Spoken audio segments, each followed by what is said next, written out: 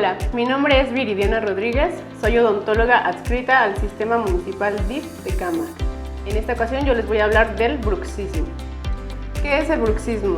Bueno, es la condición en donde se observa el desgaste dentario o destrucción coronaria. Esto comúnmente está asociado al incremento de los músculos mandibulares, causando así desgaste dental, migrañas y dolor de la articulación temporomandibular. En esta imagen se puede observar una boca sana de un paciente sin alteraciones y una boca con un paciente que es bruxista. Encontramos dos tipos de bruxismo, uno que es el de fijación mandibular y el segundo que es empuje mandibular. En la fijación mandibular encontramos que el paciente aprieta de manera excesiva la mandíbula con el maxilar. En el segundo encontramos que el paciente hace movimientos de lateralidad o de protusión. La etiología de esta enfermedad o padecimiento encontramos varias. Es una etiología multifactorial.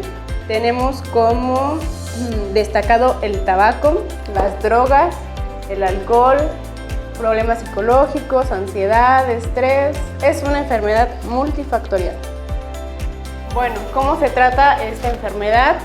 Se trata con un dispositivo que se llama férula de descarga. Si la destrucción dental del paciente es severa, tenemos que rehabilitarlo de manera protésica. ¿Esto de qué forma? Bueno, colocando coronas de metal con porcelana. Y también podemos tratarlo con ejercicios de respiración o, si fuera un caso extremadamente severo, terapia psicológica.